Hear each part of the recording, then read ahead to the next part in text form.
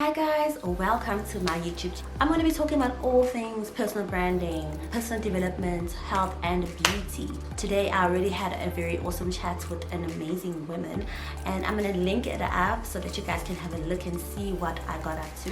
I hope you enjoyed the chat that I had with Yolanda and I hope that you get inspired. Hi guys, welcome to my YouTube channel. And today I'm going to chat. It's not an interview, it's a chat. We're having fun with a very close personal person of mine who's doing amazing things in the field of photography. Her name is Yolanda Zondi, the CEO of Yolanda Zondi Productions. She's doing so well. A young lady, dynamic, doing awesome. So let's just get onto it, not waste any more time, and let's hear what she's all about. Welcome, Yolanda. Thank you so much for being here with me today, having a chat. Warm greetings to you, Luyanda, and to everybody who's watching. I'm actually doing well with this whole pandemic and everything, but we're still holding on. Thank you for having me.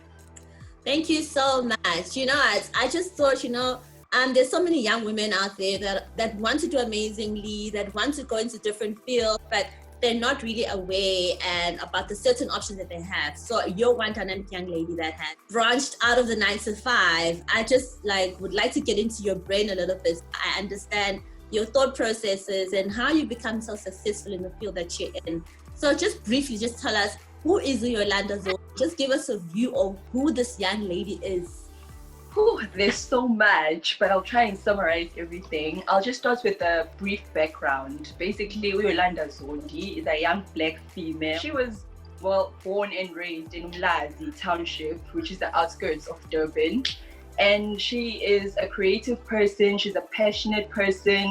She's a person who loves to lead, but she's a person who can also follow as well. And she's always been a creative person. She's a fun, loving, caring person, but she's always had that artistic factor about her. Because I remember growing up, I always used to be involved in everything to do with art. Like I grew up doing pottery. If anybody knows what pottery is, it's basically just an artistic way of creating different things. So I can basically make cups, I can make sauces, I can make different things for my so I didn't know that.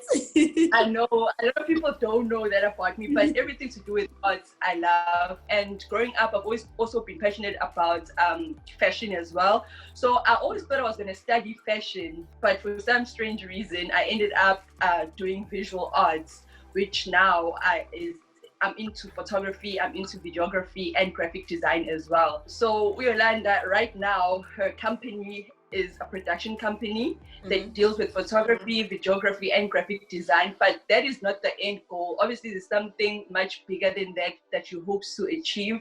This is just the beginning phase. You know how you have to start somewhere to get where you want to go. So this is where I'm choosing to start. But the end goal obviously is a multimedia company that involves printing as well, marketing as well. There's so many things that I still want to do, and I still want my company, the production company, to have different, like a big umbrella.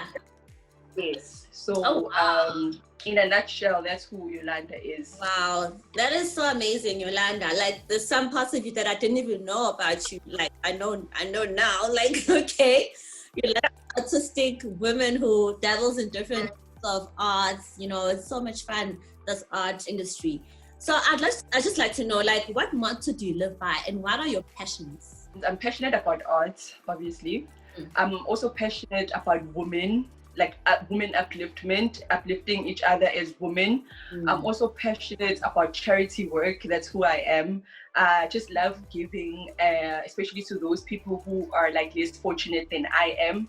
Yeah. The motto I live by is that quitting is not an option. The only time you fail is when you decide to stop trying. We're all in different lanes. We're all not doing the same thing, and we're not going to achieve the same things at the same time in our lives. You might see maybe your peers, people that you studied with, people that you maybe work with, they might achieve different things at different times in their lives, and some people will actually put themselves under pressure to say, oh, this person has a car and they're 30 years old, I should also have that car, be driving that car, I should also have that there's house. no need. No, Yeah. but at the end of the day, it's like you were born at your own time. Like that's how special you are. You were born at your own date, your own specific time, have your own name. So why do you even want to spend time competing with other people, knowing that in due time you also get yours if you work hard? Just The never pie giving is up. big enough. Exactly, it's big enough for everybody. Everyone. Try and respect other people's hustle and understand that we're all not going to do the same thing. That if somebody's doing something and they're successful and it's working for them, whether they're selling makeup or they're manufacturing brooms or whatever it is that somebody's doing, as long as they're successful in doing it, then they've already succeeded in my eyes. Speaking of the 9 to 5, I just like to know, I know that you did dabble into the 9 to 5 as well. That's where you started. Did you find it daunting leaving the 9 to 5, or did you already have your business started before you left your 9 to 5? Was it already established? Still being an intern and learning from other people as well that I was working with, I saw that, oh, okay, this is exciting because I'm learning, I'm traveling. Like with photography, you get to travel a lot. So I'm traveling and all of this, but I was like, so what is the next step for me? The next step for me would be to start my own company, you know. The thing with starting your own company is that people believe that, oh, you work less because it's your own company, you work when you want to work. Yeah, but that's true. The fact is you work more when you have your own company than you do when you're working for someone. Because when you work from 9 to 5, you know that after 5 o'clock you switch off. And you're with your family and you're chilling and you're relaxing. When you have your own company, there is no chill. There is no time off. Zero chill. If a client comes at 6 o'clock or 7 o'clock and they're like, can you please do a quotation for me? Or can you please re-edit this and this for me? It's your company, it's your name, it's your brand. You can't say no. You can't say no, I'll do it tomorrow. Your clients are number one. Quite interesting for someone who is interested in photography to understand, not even photography actually, would like to branch on their own and besides the 9 to 5, that they should understand it needs a lot of discipline. Anytime is go time. There's no shutdown. You are the manager, you are the CEO, There's no everything. I must commend you for that because you're so young, but you're able to actually have so much discipline in your own business. You're not saying like, oh, just because I have this business, like you mentioned before, that I can just chill. Oh no, I'll see it the next day. And that it means a lot. It just means that you're really serious about what you're doing and you really, but with all of that, I just like to know what drives you to work so hard and to be so disciplined. I think the minute, especially as women, as young women, the minute we discover or we acknowledge the fact that nobody's here to save us but ourselves, that's when we can get going. Because I feel that with a lot of women our age, sometimes there's this chill factor that happens, and sometimes it's like, oh, I'll think about that later, I'll do that later, it's always later. But at the end of the day, procrastination. Procrastination is the devil himself. I know, because I think I struggle with procrastination. Sometimes I'm like, I'll see it tomorrow. It's fine. Let me just do this today and then I'll see it tomorrow. And then tomorrow something happens and it never comes. I also have a vision board that's in my head, but I also have one that's like jotted down somewhere. I have, not to put pressure on myself or anything, but it basically reminds me that, you know what, you are slacking. You need to pull yourself up, work harder. No, you are one heck of a focused woman. I must commend you for that. The vision board situation, I have one as well. And I don't want to lie, it really does something, hey? It does. Mine is actually at the back of the door. So whenever I open the door, it's right there. It's just about being positive and manifesting those things in your mind and just working to it. Because manifesting things and just sitting there and thinking, oh, it's just going to happen. It's not going to happen. A vision board really does attract the things that you want. The contract that I just received, I actually put it on my vision board, and I put it as in like 2020 Moses Mapita Stadium. That's one of my projects, and I actually put it on my vision board. When I did get the contract, I was literally crying because I was like, oh man, like it's real. Like I was like, so this project beautiful. is mine, and it became mine. I was like, this project is mine. So do you recommend a vision board for everyone to have, Jake? I would just say, as long as you know what you want, it can be installed in your mind, or you can write it down somewhere, whether you write it down in your diary, or you have a vision board, you stick it down somewhere, or you write it on your phone, or wherever you write it, it's fine. But just as long as you do have a plan, because that's the most important thing in life, you must plan.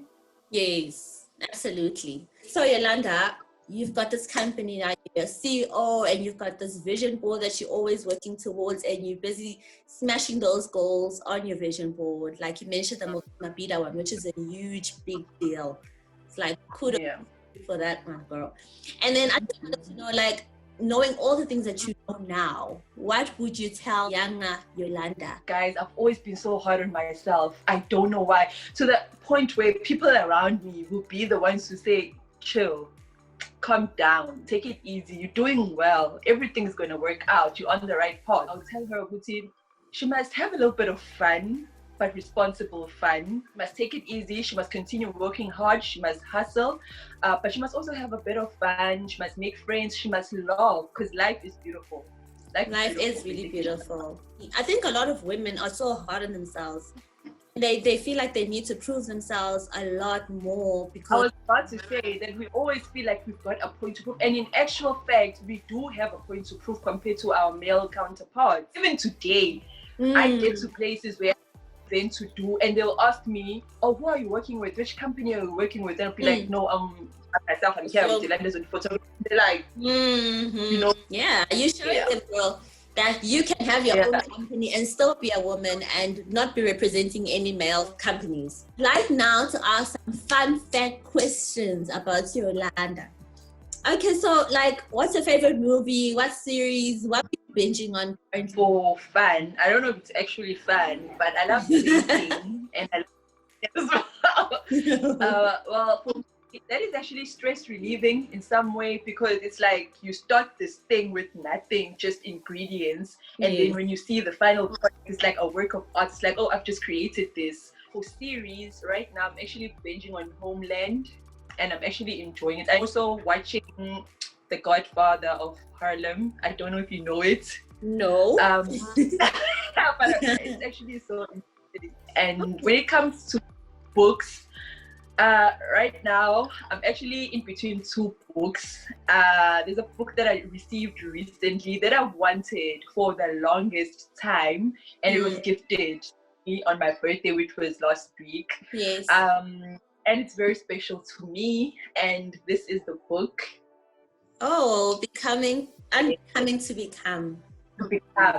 This, I think it relates to me a lot, because as a woman and as you grow up, sometimes you grow up and you lose your identity because of friends, peer pressure, and everything that's happening around you, and you make mistakes while you're growing up. And this book basically just assures you in a way that, you know what, sometimes you'll make mistakes, sometimes things won't go the way that you planned, but the end goal is to get yourself where you want to go and to put yourself back together. I've also been reading this book for years now. It's The Secret. Yes. This book is like The Secret. The Secret. It's like I have to talk to the universe and be like, girl, go back to yourself. You got this. You are powerful. You are a woman. You are created in God's image. Yes. What message would you like to give to women out there? You know, I'm quite inspired by you. You're younger than me, but you inspire me a lot by your work ethic and, you know, just the things that you do and your strength and your courage to do the things that you're doing. I honestly feel like you should be proud enough to know your worth and to know that you are powerful and you can make things happen by yourself. You don't need anybody to push you or to lift you up. Yes. You yourself can make it happen. So I would basically tell them that they must try and not fall into the cracks of the system, because the system is not favorable for women. Let's be quite honest. Yeah. So we have to work hard as our male counterpart to get things that we want and be strong. They must keep their heads high. They must know that if they're going through something, no situation is permanent. Every situation is passing. You know? And if they work hard enough, they will get to where they want to go. The universe and whatever it is that they believe in is going to push them in that direction. Thank you so much, Yolanda.